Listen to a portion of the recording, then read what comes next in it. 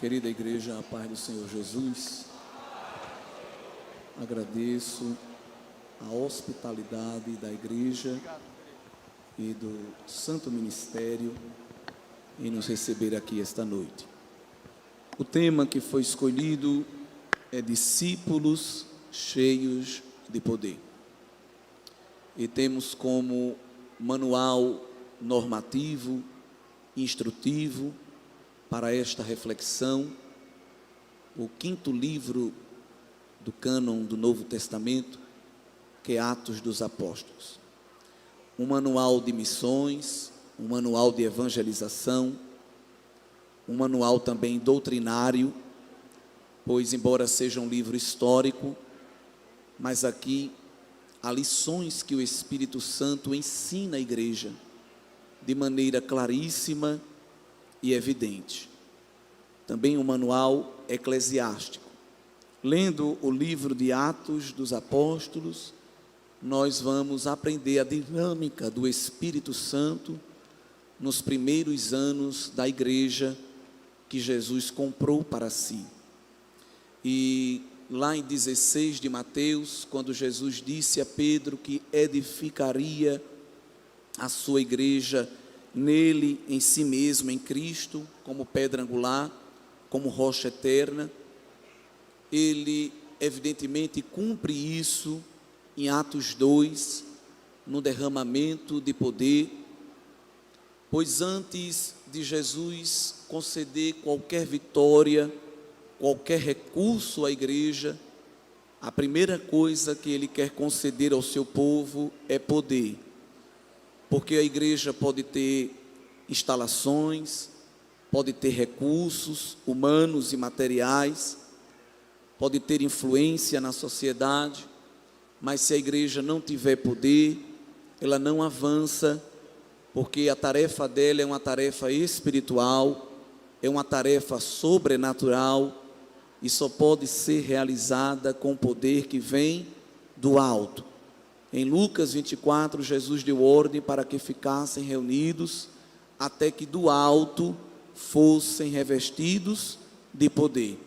Porque o que a igreja precisa não vem de dentro e nem vem de fora dela, vem do alto. É a fonte de poder que nós recebemos do Senhor. Vivemos uma geração que é a geração da autoajuda. Mas nós devemos ser a geração da ajuda do alto, alto com L, né?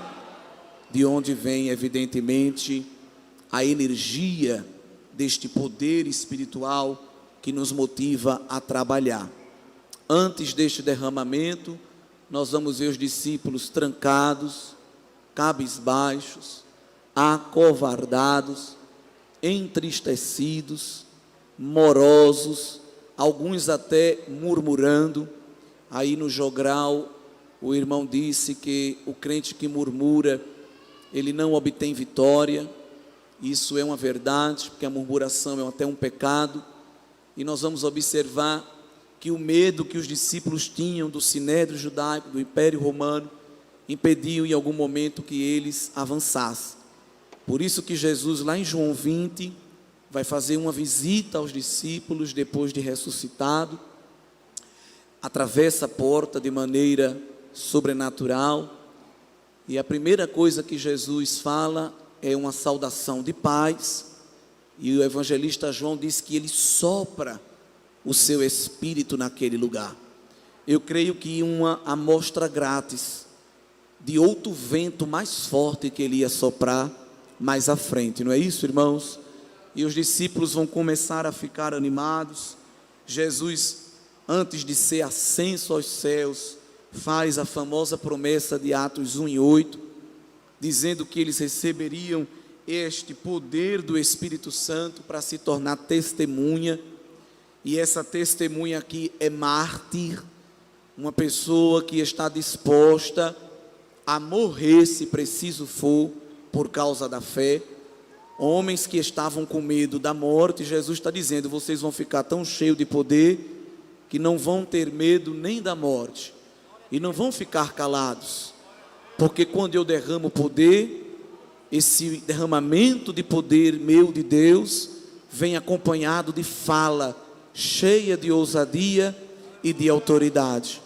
Quem é cheio de poder de Deus não fica calado e nem fica parado. Mas não fica calado como assim? No tocante à proclamação do Evangelho do Senhor Jesus. Crente cheio de poder, você diagnostica com 2 elementos básicos.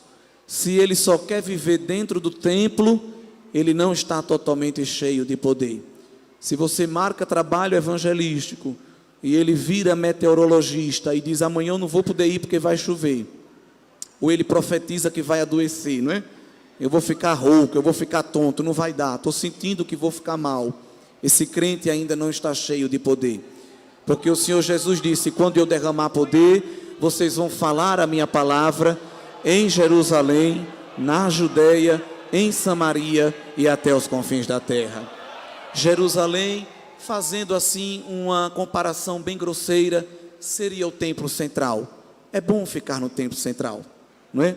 Nós temos cadeiras acolchoadas, temos um excelente som, temos uma excelente estrutura, há grupos bem ornamentados para o louvor, para a pregação da palavra, recepção, mídia, bons dirigentes, nossos pastores estão perto de nós, então é bom ficar no templo central, é ótimo. Mas Jesus disse: eu quero que vocês também vá para o deserto da Judeia, não é? O que vocês têm feito? Eu quero que vocês saiam da zona de conforto. Mas lá não tem mídia, mas tem poder. Mas lá não tem equipe de recepção, mas tem poder. Mas lá não tem dirigente de culto, mas o meu poder vai dar a direção do que vocês vão falar. Glória ao nome de Jesus. Eu vou derramar tanto poder que vocês vão para Samaria. E a gente sabe que judeu tinha nojinho de Samaria, aversão de Samaria, por uma disputa étnica e até teológica. Mas quando o poder chega, a gente vai para onde a gente não quer. A gente faz aquilo que a gente não gosta, mas o que Deus gosta a gente passa a fazer, não é isso, irmãos? Glória! Vai ficar tão pequeno que vocês vão até para o fim do mundo, vocês vão até para os confins da terra. Mas a gente está até glorificando, só que a gente sabe que não foi tão rápido assim. Atos 1:8, Jesus disse: eu quero derramar o meu poder para ele ser uma centrífuga. Eu vou lançar vocês do centro para os polos, para os extremos, porque na antiga aliança Deus trabalhava de uma maneira centrípeta. Quem queria receber salvação das outras nações deveria vir para o centro, para Israel, para Sião. A bênção de Deus estava em Jerusalém. Então a maneira como Deus trabalhava para operar a salvação era centrípeta, era atraindo as pessoas para o centro. E até nós estamos estudando isso esse trimestre na escola bíblica dominical. Mas com o derramamento do poder em Pentecoste, Deus muda o paradigma e agora não são as nações que vêm para o centro. É este epicentro de poder que vai se ramificar para os 4 cantos da terra. Só que o povo de Deus demorou a rodar essa catraca, demorou a girar essa engrenagem. E eu quero dizer aos irmãos com muito jeito, com muita humildade, não quero ser o dono da verdade, mas aprendendo com Atos. Quando o Senhor derrama poder e dá uma ordem, se a gente não for por bem, a gente vai por mal, mas a gente vai.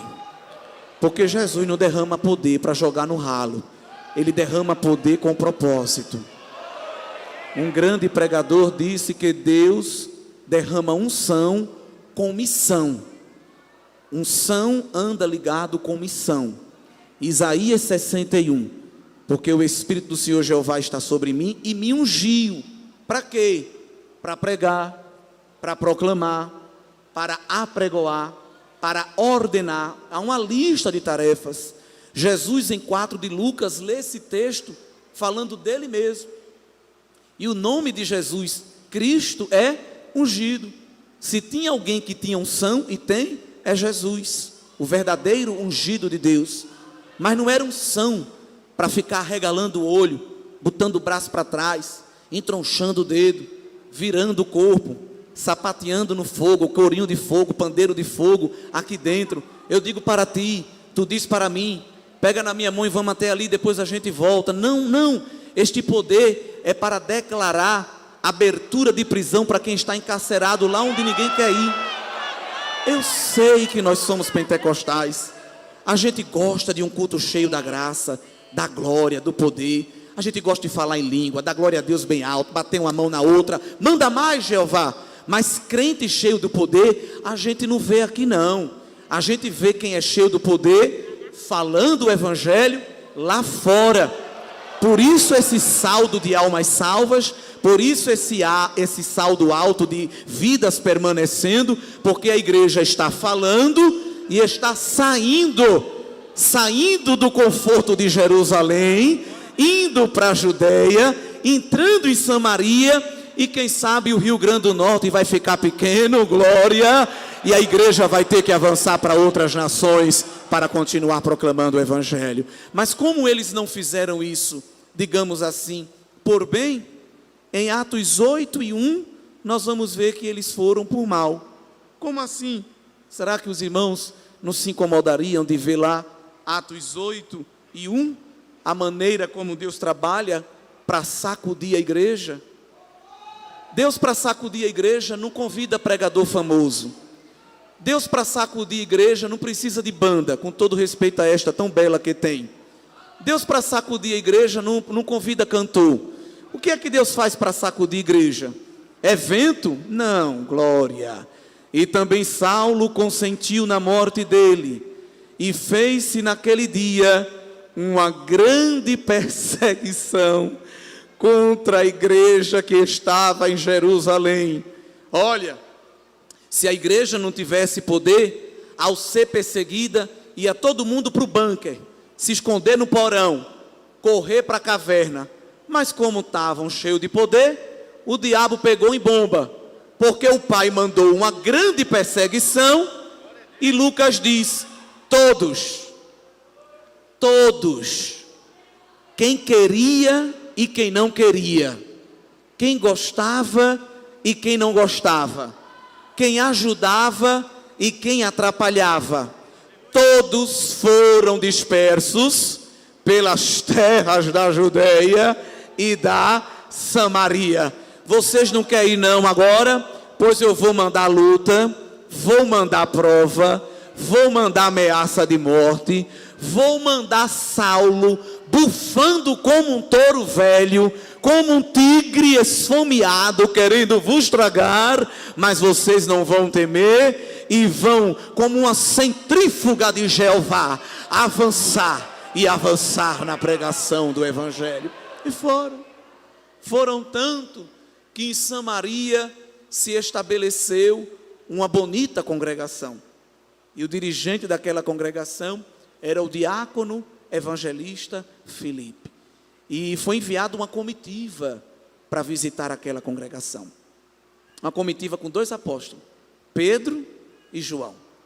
E Deus sabe trabalhar direitinho, porque antes de Jesus ser morto e ressuscitado, João, junto com os discípulos, fez uma incursão em Samaria para pedir apoio para o trabalho evangelístico, e recebeu somente indiferença.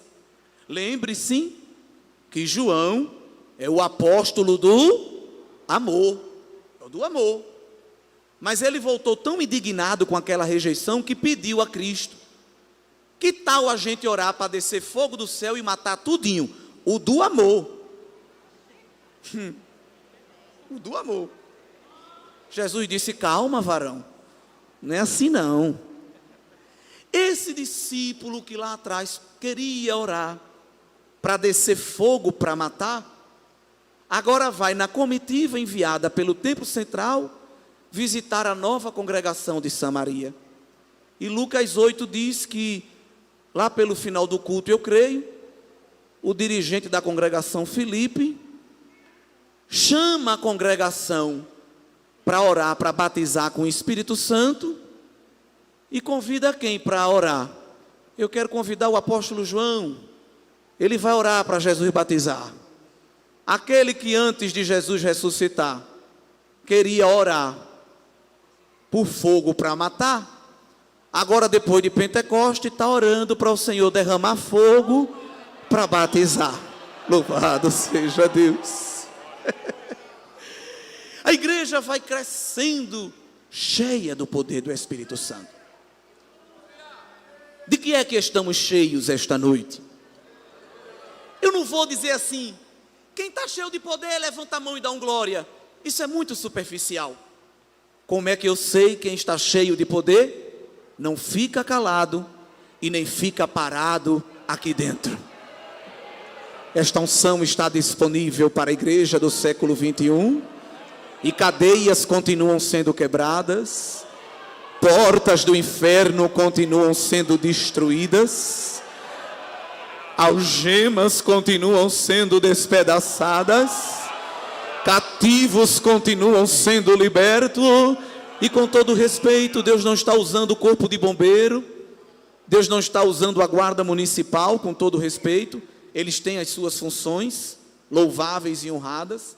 Deus não está usando a guarda nacional, Deus não está usando a guarda ambiental, mas está usando os seus Pedros, os seus Joões, glória, que não são conhecidos por nada, a não ser pelo poder de Deus que habita na sua vida.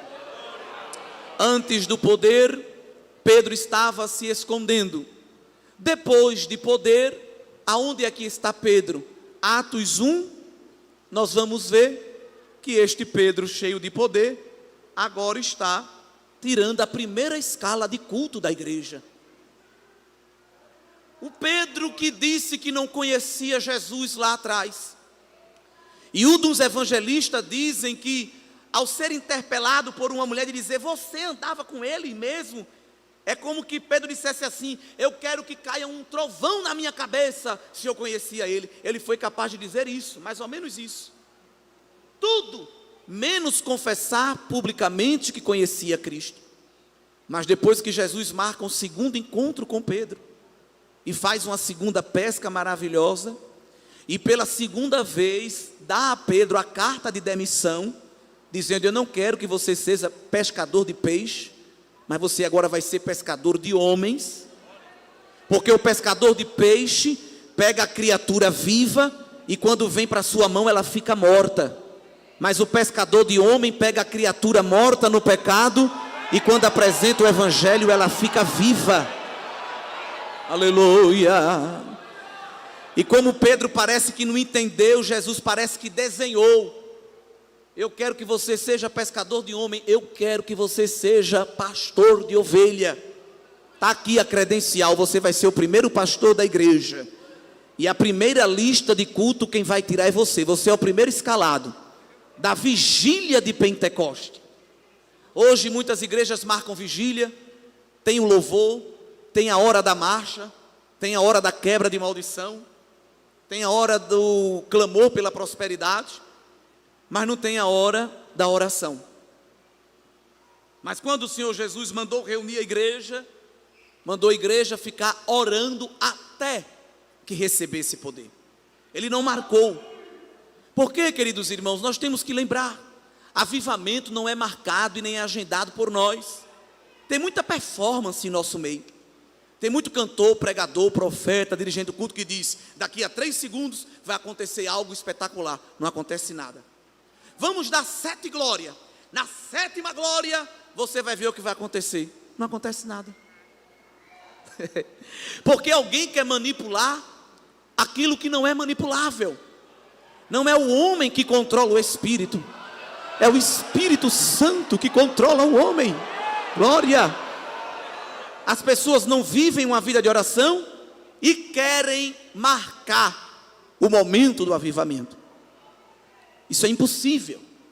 Mas quem leva uma vida de oração, o avivamento acontece como Atos 2:2, de repente.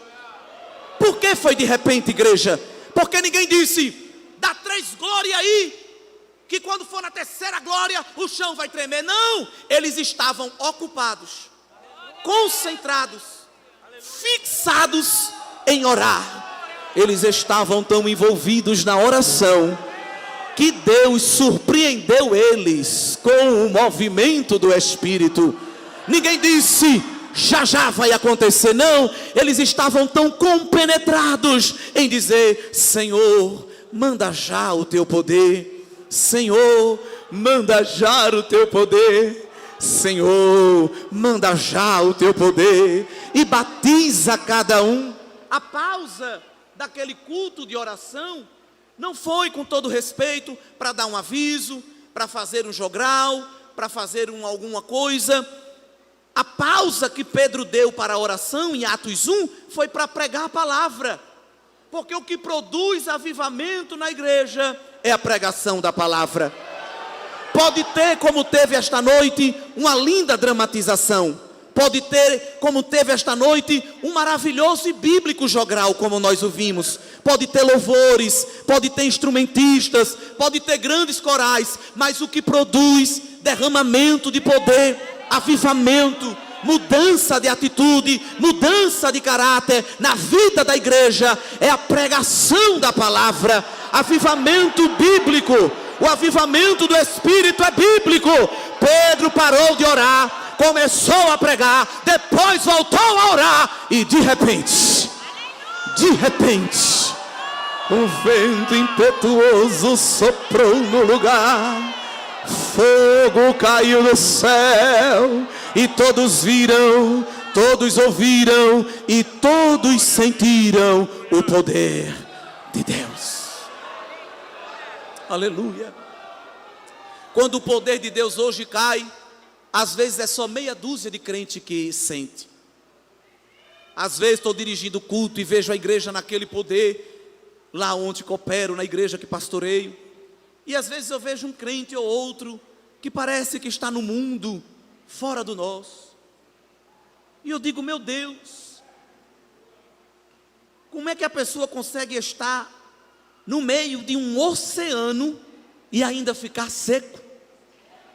Como é que a pessoa consegue estar no meio de um incêndio espiritual e nem derramar uma gota de suor? Tem que ser muito ruim mesmo, muito seco, muito morto, muito frio. Mas quando Deus derrama fogo, todos se queimam. Quando Deus sopra, todos sentem o vento veemente. Porque não é uma performance, não é um trejeito, não é um chilique, é uma visita do Espírito Santo de Deus, que controla o homem, apodera-se do homem e diz: agora tu és todo meu. Eu tomo os teus lábios, tomo tuas mãos, tomo os teus pés, me apodero dos teus olhos, da tua mente, da tua alma, da tua vontade, os teus sentimentos, os teus intelectos, o teu vigor, a tua expertise. Tudo agora é meu, eu vou usar, eu vou tomar, vou instrumentalizar para a minha glória. Temos visto na igreja muito crente isqueiro. É uma chaminha assim que, para aparecer, você tem que sacudir muito, friccionar e balançar. E quando sai é só um e desaparece. Muito crente acendedor automático de fogão. Muito crente fogos de artifício. É até aquela coisa, mas depois é só fumaça. Este fogo não é do Espírito. O fogo do Espírito queima, queima, queima, queima, queima. O culto acaba e continua queimando. A gente vai dormir e ele continua queimando. A gente acorda e ele continua queimando. Vai trabalhar, vai estudar e ele continua queimando. Volta para a igreja e ele continua queimando. Vai para casa, continua queimando. Dia após dia, mês após mês, ano após ano, o fogo arderá sobre o altar e não se apagará, porque o combustível é do céu e não se evapora, para a glória de Deus. Avivamento não é um evento, avivamento é um estilo de vida. E o desejo de Deus não é fazer um ou outro crente pipocar na unção. O desejo de Deus é encher toda a igreja. Inclusive, quando folheamos Atos, e essa igreja é uma igreja doutrinada, ensinada, eu não estou ensinando, só estou relembrando. Embora aqui tenham muitos novos convertidos, mas já estão sendo ensinados. Os episódios de enchimento de poder em Atos são um enchimento pleno, integral, de grupos, homens e grupos inteiros sendo totalmente tomados pelo poder do Espírito Santo. Em Atos 2, verso 4, é nos dito que todos foram cheios do Espírito Santo. Em Atos 4 e 8, nós vamos ver que Pedro, cheio do Espírito Santo, pregou diante do Sinédrio. Lá atrás se escondeu do Sinédrio, agora estava pregando, fazendo cruzada evangelística diante do Sinédrio. Glória! Era o mesmo Pedro, a diferença é que agora estava cheio de poder. É tanto que as autoridades disseram: quem é este Zé Ninguém?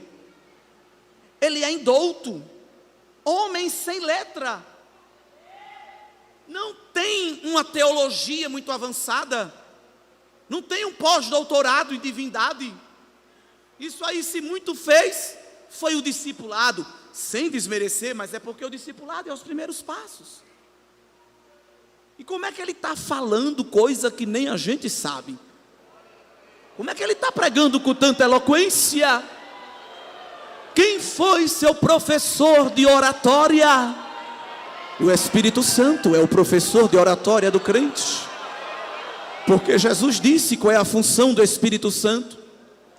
João 14, 16, 17.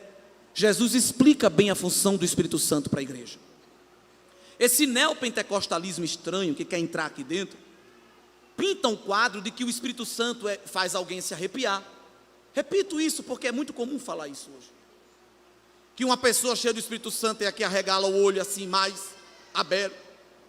Alguém pensa que para ser profeta é só arregalar o olho. E às vezes eu me pergunto, será que Ezequiel profetizava assim? Jeremias profetizava assim? Será que Amós se profetizava tremendo? Será que Isaías profetizava entronchando o braço? Eu queria poder estar lá para ver, mas eu acredito que não. Muitas pessoas pintam um quadro de que alguém cheio do Espírito Santo é isso. Mas Jesus mostrou que o Espírito Santo tem uma função didática. Ele disse: eu pedi ao Pai para mandar o Espírito, e Ele vai fazer vocês marchar de um pé só, que quando alguém olhar vai dizer, são cheios. Não, Ele não disse isso. Ele vai fazer vocês aprenderem todos os corinhos de fogo, que quando vocês cantar não vai ficar um demônio em pé. Não, nada disso. Ele disse assim: o Espírito Santo vos fará lembrar todas as minhas palavras. Função didática. Porque não tinha como gravar um podcast com Jesus. Não tinha como gravar um áudio enquanto Jesus pregava para ouvir depois. Não tinha como transmitir no YouTube e deixar salvo na playlist para depois ir rever o que Cristo ia falar. Mas ele disse: o meu espírito é didático. Ele vai gravar na vossa mente tudo que eu estou falando. Aleluia. E se vocês precisarem falar alguma coisa nova, Ele vos ensinará na hora. Está lá, Jesus disse: Ele vos dirá na hora o que há vez de dizer. Tem crente que tem a síndrome de Chicó e João Grilo. Você faz uma pergunta bíblica a ele, diz: eu não sei, só sei que é assim. É mistério. Vou dar o zap do meu líder, do Enoque, e ele vai explicar. Nada disso.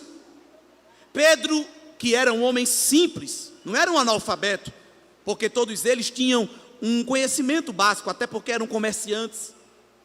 Mas Pedro, que era um dos homens mais simples da igreja, não era um doutor da igreja, ele disse: meus irmãos, estejais prontos para dar a razão da vossa esperança a qualquer um que vos pedirem. Pedro disse que todo crente tem que ser um professor de apologética. Agora eu vou dizer uma coisa, me permita, pastor. Você sabe o que é apologética? Sei não, irmão, já está errado. Tem que pelo menos saber já o que significa apologética. Significa defesa da fé. Mas não é só saber o que significa. Tem que estar pronto a defender a fé. O apóstolo Judas, não, o Iscariotes disse que nós temos que lutar pela fé que uma vez foi dada aos santos. Que fé é esta? O corpo de ensinos da palavra de Deus. Ao ser perguntado por qualquer pessoa acerca de algo da Bíblia, não podemos responder dizendo, é mistério, porque Paulo disse que o mistério que esteve oculto já foi revelado, vaso. E não foi por anjo, não. O próprio Pai revelou pelas Escrituras. Ninguém precisa mais ir no céu, nem no inferno. Não precisa ter visita de anjo, nem de querubim. O que nós precisamos saber já está aqui, bem revelado. Tem que conhecer palavra, tem que ter conhecimento. Mas não é só conhecimento. Tem que temperar este conhecimento com óleo da unção. Porque tem gente que tem um conhecimento, tem a retórica, a dicção, não é? Muda até a voz para pregar. Mas isso não salva. Aleluia. Porque Paulo era erudito. Mas ele disse a uma das igrejas, eu não fui a vocês com sabedoria, com persuasão, com R's, com S's. Eu fui com poder. Porque é poder que cura. Aleluia. É poder que liberta. É poder que tira alguém do vício, da prostituição. É poder que tira alguém da frieza. É poder que arranca alguém da ignorância, do ceticismo, do ateísmo. Abre a tua mão. Recebe poder, glória. Aonde é que o crente recebe poder? Num culto como este, irmão. Quando a palavra está sendo pregada, Deus está visitando a igreja e dizendo, recebei poder, recebei virtude, recebei autoridade. Eu coloco na vossa mão a autoridade, na vossa boca a palavra. Receba, estude a palavra e viva uma vida piedosa de oração, porque Deus vai preencher a pregação do evangelho com a unção do Espírito. E enquanto tu abrires a tua boca, cadeias serão quebradas, em nome de Jesus. O El Shaddai, o Todo-Poderoso Deus. Pedro pregou, irmãos. Na primeira escala de culto, foi interrompido pelo Pentecoste. Na segunda escala de culto que ele tirou, já foi uma cruzada evangelística. A primeira foi na vigília, digamos assim. A segunda foi na cruzada evangelística. Naquele culto ele deu um grande trabalho à equipe do Enoque, porque quando fez o convite foi quase 3 almas. Então deu muito trabalho, mas foi feito. Glória. Glória, porque quando se prega a palavra, Deus faz a parte dele. Glória. E qual era o tema da mensagem apostólica? 3 segredos para a felicidade, 4 passos para a prosperidade, como ter um sono tranquilo na presença de Jeová, como digerir bem o alimento na presença do Espírito Santo. Não. O tema da pregação apostólica, inclusive Atos é um manual homilético. Irmão, não sei como pregar, lê Atos. Lá nós temos pregações inteiras de Pedro, de Paulo, de Estevão, riquíssimas. E todas estas pregações, eu até pergunto como tarefa de classe, os irmãos sabem, qual era o tema central da pregação dos apóstolos registrado em Atos? Alguém poderia falar? Eu vou dar a resposta, mas se alguém puder me ajudar. O passo da bênção, o segredo da vitória, como se livrar dos inimigos, como afugentar a inveja? Não. O tema central da pregação apostólica era a morte e a ressurreição de Jesus Cristo. Sim ou não? Dá para a gente folhear um pouquinho, ainda tem tempo? Vamos ver só a prova disso? Atos 3, verso 15. E matastes o príncipe da vida, ao qual Deus ressuscitou dos mortos, do que nós somos testemunhas. Verso 26. Ressuscitando a Deus, a seu Filho Jesus, primeiro enviou a vós, para que nisso vos abençoasse, e vos desviasse a cada um das vossas maldades. Atos 4 e 10. Seja conhecido de vós todos e de todo o povo de Israel, que em nome de Jesus Cristo Nazareno, aquele a quem vós crucificaste, e a quem Deus ressuscitou dos mortos, em nome desse é que está este diante de vós. Atos 5, verso 30. O Deus de nossos pais ressuscitou a Jesus, ao qual vós matastes, suspendendo no madeiro. Veja Atos também, capítulo 10, versículo 40. A este ressuscitou Deus ao terceiro dia e fez que se manifestasse. Atos 13, verso 30. Mas Deus o ressuscitou dos mortos. Eu estou só citando os tópicos, mas isso aí tudo são pregações. Atos 13, 34. E que o ressuscitaria dos mortos. Atos 13, 37. Mas aquele a quem Deus ressuscitou, nenhuma corrupção viu. E por aí vai. O tema central da pregação era a morte e a ressurreição de Jesus Cristo. Eu quero até lembrar aos irmãos, como cristãos que somos, a gente não deve ficar nenhum culto, sem fazer menção da morte e da ressurreição de Jesus. Ele, para assegurar que a gente não vai esquecer, instituiu o memorial da ceia do Senhor, para pelo menos ver se uma vez no mês a gente se lembra deste assunto. E a gente está indo por aí para culto de ceia, que se canta de tudo, se prega de tudo no culto da ceia, menos morte e ressurreição. Eu creio que Jesus olha do céu e diz, nem na ceia? Tem gente que não está nem vindo mais para a ceia. Mas a igreja que é cheia de poder, fala da morte e da ressurreição de Jesus Cristo. Glória a Deus. E quando a igreja recebe poder, queridos irmãos, ela fica com pelo menos 3 características. Porque eu disse aqui que a igreja ela não fica calada nem parada. E evidentemente tem muitos trejeitos aí neopentecostais que alguns pensam que é a característica bíblica do pentecostalismo, mas não é. Então, por que não buscar nas escrituras qual é a identidade de uma igreja cheia de poder? Porque a igreja de Atos era uma igreja cheia de poder. Até para ser diácono, Atos 6 nos mostra, no verso 3, que um dos requisitos para servir bandejas era ser cheio do Espírito Santo. Será que é porque eles se viam cortando o laço? Será que eles passavam a bandeja se tremendo? Não. É porque tudo que se faz no reino de Deus tem que ser pelo Espírito de Deus. E quem é cheio do Espírito de Deus, não ora para Deus matar, ora para Deus dar vida. Tem muita gente por aí, como é trabalho de novo convertido, eu acho importante falar essas coisas. Tem muita gente que diz, olha, eu sou muito cheio, viu? Não toque em mim não, senão você se queima. Não olhe para mim assim não, que eu sou assim com Jeová. E se eu orar por você, acontece. Não, irmãos, isso não é ser cheio do Espírito. O que é ser cheio do Espírito? Estevão ensina no capítulo 7.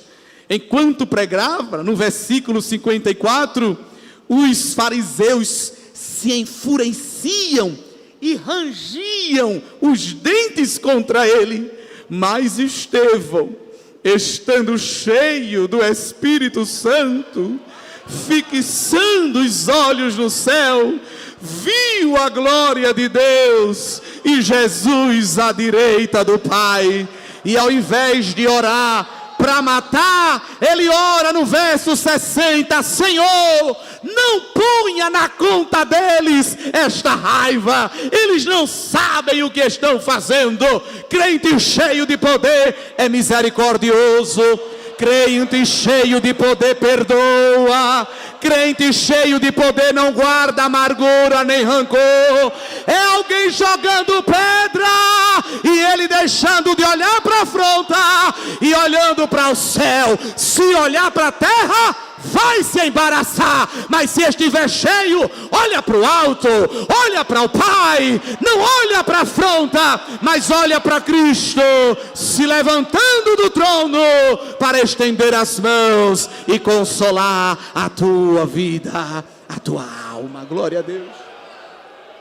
Os irmãos precisam da obra da permanência.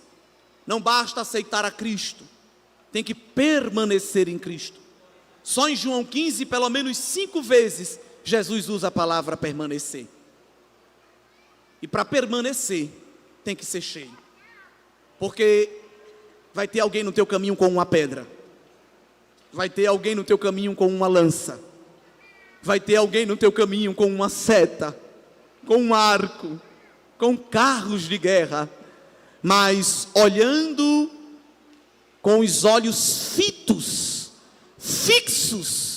em Jesus, autor e consumador da fé, cumpramos a carreira que nos está proposta.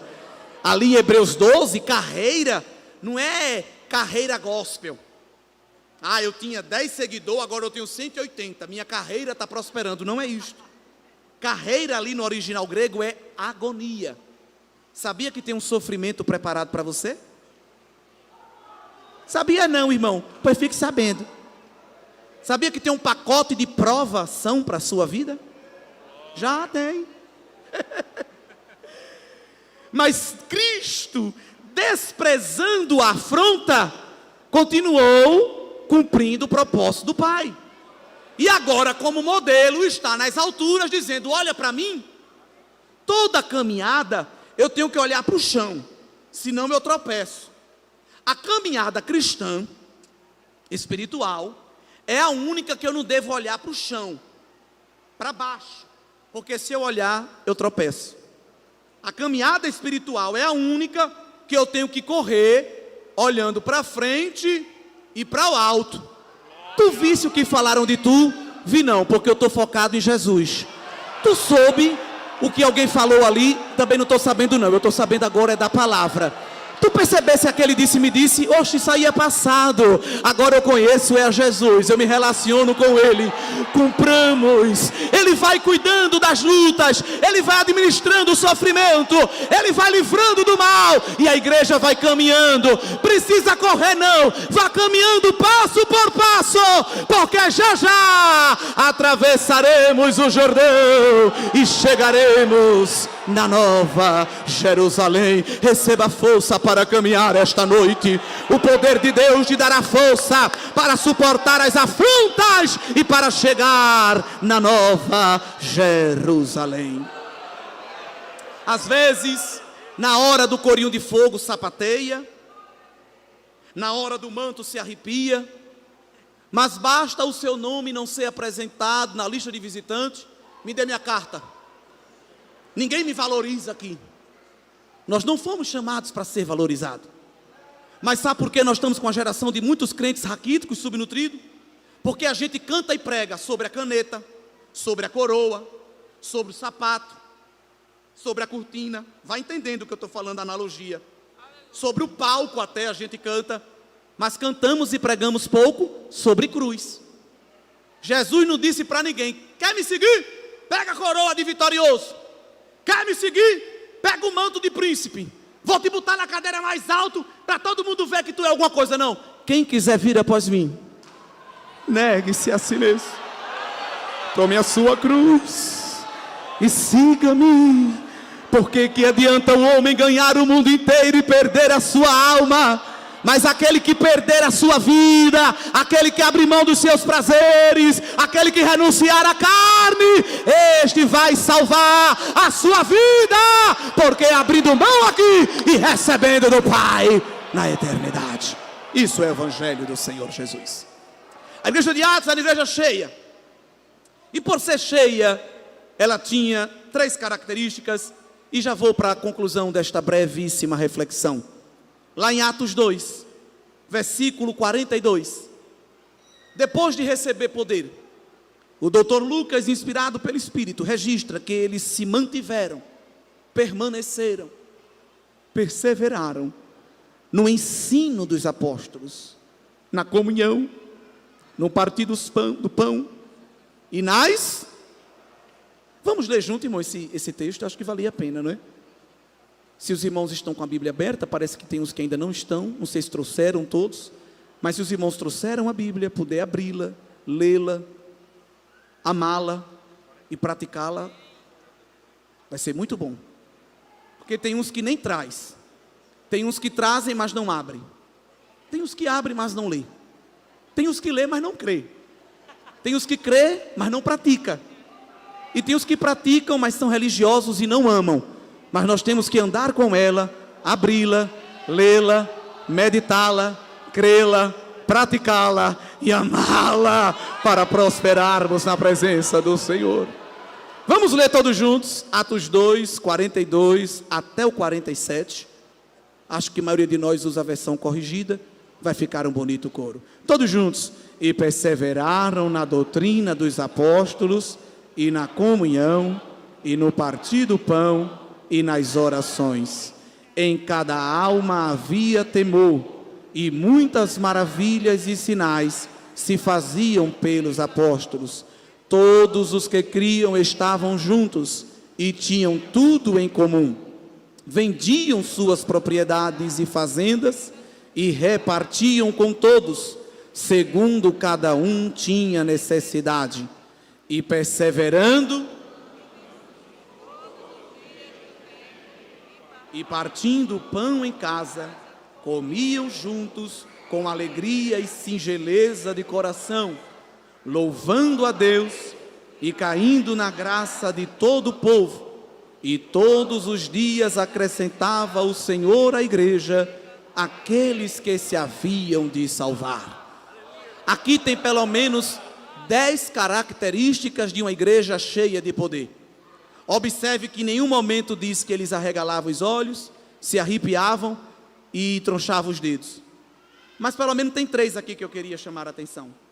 Crente cheio de poder, ama a palavra, ama as almas perdidas e ama a casa do Senhor, a igreja do Senhor. A igreja cheia do poder orava e perseverava na palavra. Ela é a primeira característica. Não é o horóscopo, não são os signos, as piadas, as anedotas, as filosofias, nem as ideologias. Crente cheio de poder gosta de Bíblia. Não é de Bíblia como caixinha de promessa. Irmão, me dê um versículo. Não, esse não, outro. Não, não é isso. Amar a palavra é meditar nela de dia e noite e colocar em prática. Crente cheio de poder conhece as Escrituras e pratica ela. Crente cheio de poder evangeliza, proclama o Evangelho, faz missões. É por isso que o Senhor acrescentava à igreja todos os dias o que se haviam de salvar. E crente cheio de poder ama estar na igreja. Na era dos desigrejados que dizem, meu pastor é Jesus Cristo, dele posso confiar. A igreja sou eu. Não mexa na minha intimidade. Essas pessoas rasgam Atos 2, porque a igreja cheia de poder não tem alergia ao ambiente congregacional. O texto bíblico diz, nós acabamos de ler, que eles estavam unânimes todos os dias no templo e em casa. Hoje, se você vier 3 dias na semana na igreja, já lhe chamam de fanáticos. Tem crente que se vier na terça, ele não tem força para vir na quarta. Tem que ter um intervalo aí de 5 dias para se recuperar. Se o trabalho for tarde e noite, ele diz que não tem condição. Escolha, pastor, ou à tarde ou à noite. É muito difícil para mim esta jornada. E tem uns que só lembra que é crente no templo, na hora do culto. Quando chega em casa é qualquer música, qualquer programação, qualquer conversa, qualquer tipo de relacionamento. Mas a igreja pentecostal é crente no templo, é crente em casa, é crente na rua, é crente na praça, é crente na feira. Aleluia, aleluia. Aonde ele passa, alguém diz: olha ali, ó, ali tem um vaso, ali vai um instrumento do Senhor, porque ele todos os dias estava na casa do Senhor, aprendendo a sua palavra, orando e recebendo poder para sair nos quatro cantos, evangelizando ainda mais. Que a igreja em Parnamirim e os arredores continue amando a palavra, continue amando as almas perdidas e continue amando estar na casa do Senhor para receber mais poder e continuar fazendo esta grande obra em nome de Jesus.